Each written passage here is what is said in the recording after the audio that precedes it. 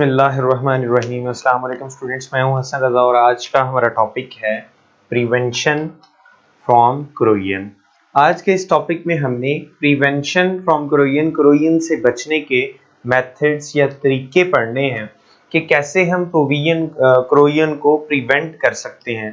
तो उसमें हमारे पास जो है वो एनोड कोटिंग या जिंक प्लेटिंग है और कैथोड कोटिंग या टिन प्लेटिंग है। तो हम इनको डिटेल में डिस्कस करते हैं जी। तो हमारे पास सबसे पहले प्रिवेंशन ऑफ क्रोयन है क्या। प्रिवेंशन ऑफ क्रोयन या इसे हम फ्रॉम क्रोयन लिख सकते हैं, ठीक है, कि हम क्रोयन से बच कैसे सकते हैं। क्रोयन से बचना क्यों है, सबसे पहले तो ये बहुत ज़रूरी है। उसकी वजह ये है कि ये जो क्रोयन है इससे हर साल तकरीबन 25% जितनी भी मेटल्स प्रिपेयर होती हैं तकरीबन 25% या 1/4 जिसे हम बोलते हैं वो मेटल्स हर साल एनुअली टोटल प्रोडक्शन के अगेंस्ट जो है वो करोड़ हो जाती हैं।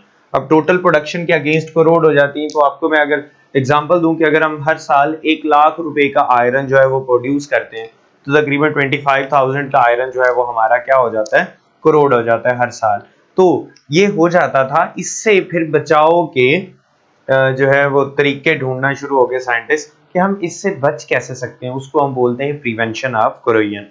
तो प्रिवेंशन ऑफ क्रोयन की हमारे पास जो है वो एक सबसे जो सिंपल मेथड है। चूंकि क्रोयन क्या है, क्रोयन इज दैट कि आपके पास मेटल है, ठीक है, एंड मेटल कोई भी है, फॉर एग्जांपल ये कोई भी मेटल है and it's direct contact with surrounding, ठीक है, डायरेक्ट कांटेक्ट विद सराउंडिंग। अगर ऐसा हो तो आपके पास क्या होता है, सराउंडिंग के एक्शन से जो मेटल है वो करोड हो जाती है। साइंटिस्ट ने ये सोचा कि अगर हम क्या करें, मेटल का यही जो डायरेक्ट कांटेक्ट है इसको ही खत्म कर दें। अगर हम इसके ये जो डायरेक्ट कांटेक्ट हो रहा है सराउंडिंग के साथ, अगर हम इस डायरेक्ट कांटेक्ट को क्या कर दें, खत्म कर दें, तो हम मेटल को बचा सकते हैं फ्रॉम क्रोयन। तो साइंटिस्ट ने क्या किया जी कि हम जो है by protecting the metal surface its direct contact with surrounding we can save the metal from corrosion. लिहाजा सबसे पहले जो है वो क्या यूज किया जाने लगा, वार्निश जो है, बल्कि इससे भी पहले ऑयल यूज किया जाने लगा, वार्निश, फिर पेंट्स, और उसके बाद जो है वो हमारे पास क्रोयन से बचाव का एक नया तरीका आया, that is called as alloy formation.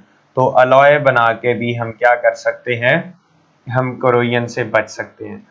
अब आप लोगों ने देखा होगा ऑयल जो लगाना है मेटल के सरफेस पे उसे क्रोयन से बचाने के लिए, ये भी हमने देखा होगा, वार्निश, पेंट्स, ये भी एक आम प्रोसेस है जो कि हर जगह पे जो है वो फॉलो किया जाता है क्रोयन की प्रिवेंशन से। लेकिन अलॉय फॉर्मेशन आज हम डिटेल में पढ़ेंगे कि कैसे हम अलॉय बना के क्रोयन से बच जाते हैं, ठीक है, हम कैसे अलॉय बना के क्रोयन से बच जाते हैं।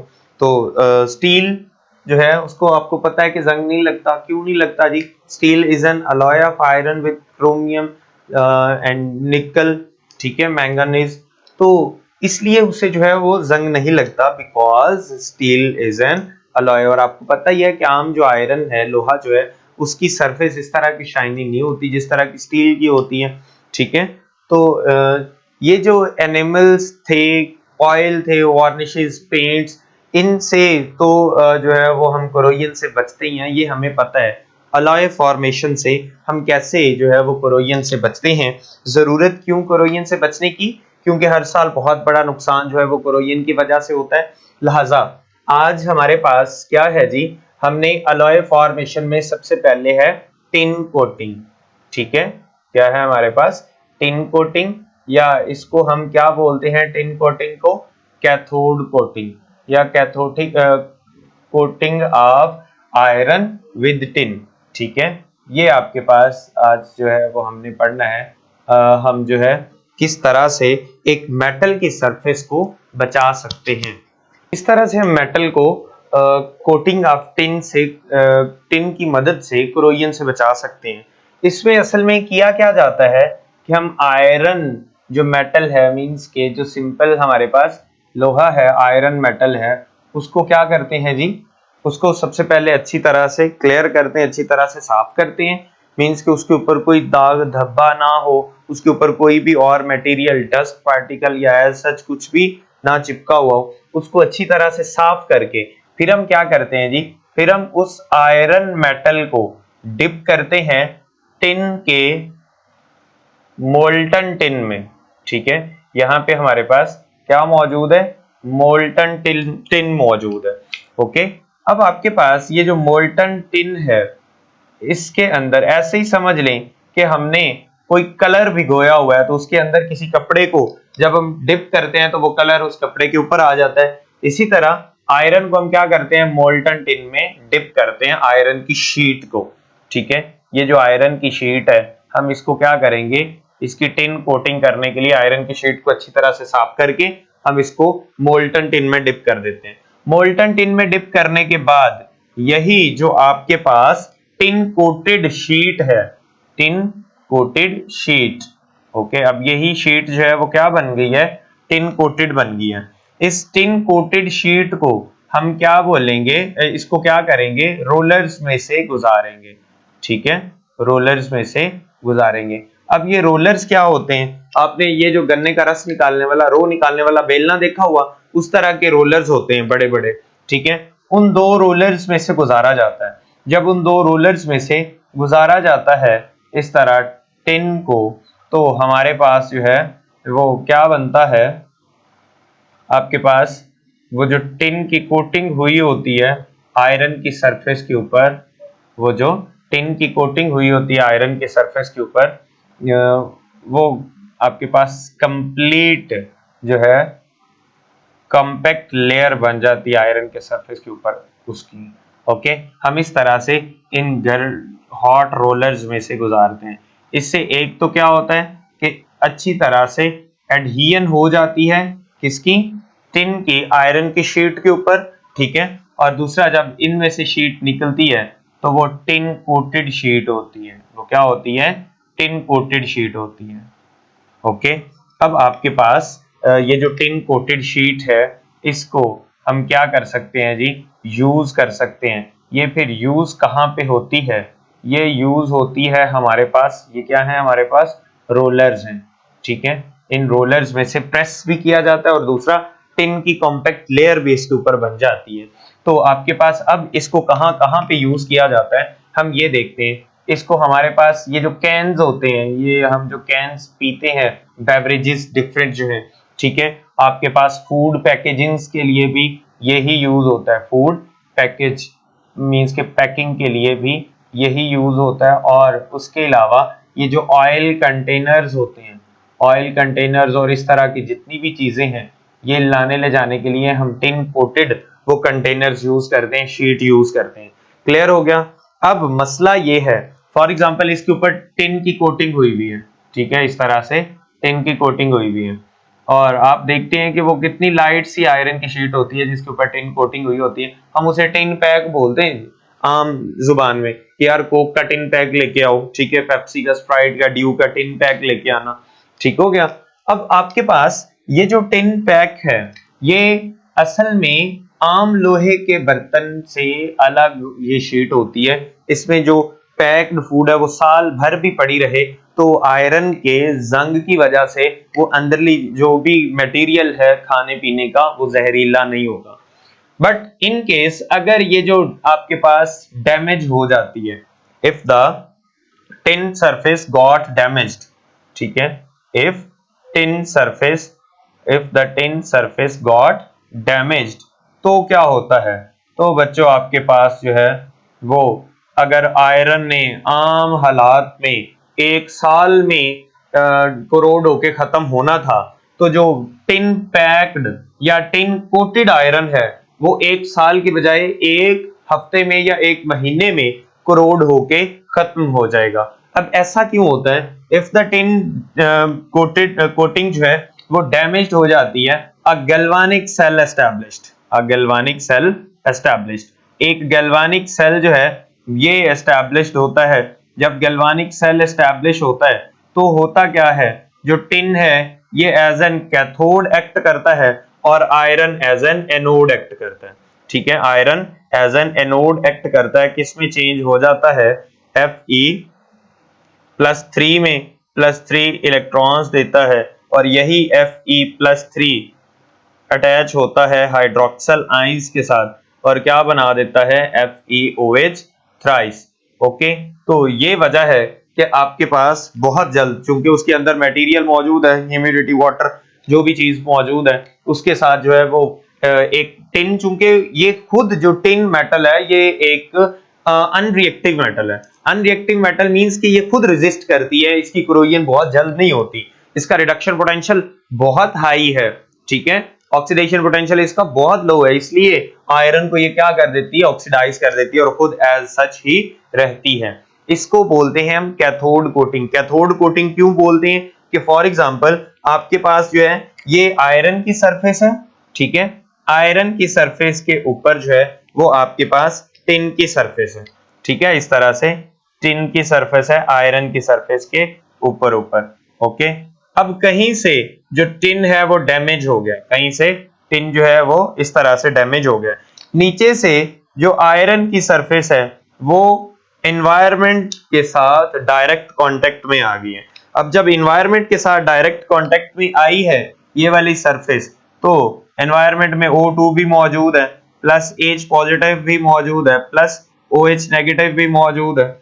ये जो है ये एज एन कैथोड एक्ट करेगा, ये iron as an anode act करेगा, ये क्या है, SN टिन है, ये एज एन कैथोड एक्ट करेगा। एक जो है वो आपके पास स्ट्रॉन्ग गैल्वानिक सेल एस्टैब्लिश होगा, आयरन बहुत रेडिली जो है वो डैमेज हो जाएगा या करोड हो जाएगा, इसीलिए जो टिन कोटेड आयरन है अगर उसकी सरफेस डैमेज हो जाती है तो आपके पास क्या होता है, उसकी जो कोरोजन है वो as compare to non coated iron बहुत स्पीडली होती है। उसकी वजह ये जो टिन का रिडक्शन पोटेंशियल है वो है कि ये बहुत ही तेजी के साथ आयरन से इलेक्ट्रॉन्स को रिमूव करता है या निकालता है। क्लियर हो गया यहां तक? तो उसके बाद है जी हमारे पास एनोड कोटिंग, या उसे हम बोलते हैं zinc layer on the iron.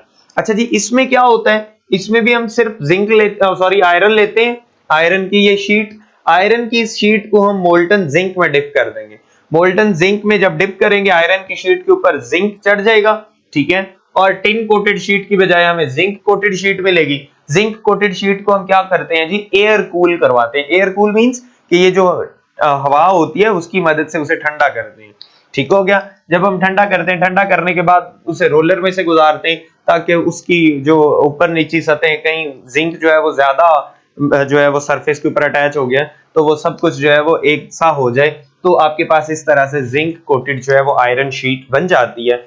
अब आपके पास जो है वो क्वेश्चन अराइज होता है कि जब तक टिन कोटेड शीट हो और टिन ऊपर कोटिंग हुई भी है बहुत अच्छे से, तब तक भी कोई मसला नहीं है, और जिंक कोटेड शीट के ऊपर जिंक की कोटिंग जो है वो कॉम्पैक्टली हुई भी है, तब तक भी आयरन जो है वो कभी भी करोड नहीं हुआ। But in the case of zinc coated sheet, in the case of zinc coated sheet, कि अगर आपके पास जिंक शीट है, जिंक कोटेड आयरन शीट है, ठीक है, क्या है, जिंक कोटेड शीट है, ओके, तो और वो डैमेज हो जाती है, zinc coated sheet got damaged, तो क्या होगा, तो आपके पास जो है गैल्वानिक सेल ही एस्टैब्लिश्ड होता है, ठीक है, क्या होता है, गैल्वानिक सेल एस्टैब्लिश होता है। ऐसे समझ लें ये आपके पास आयरन है, ठीक है, ये क्या है, आयरन है, और आपके पास ये क्या है, ये जिंक है, इसकी कोटिंग हुई हुई है,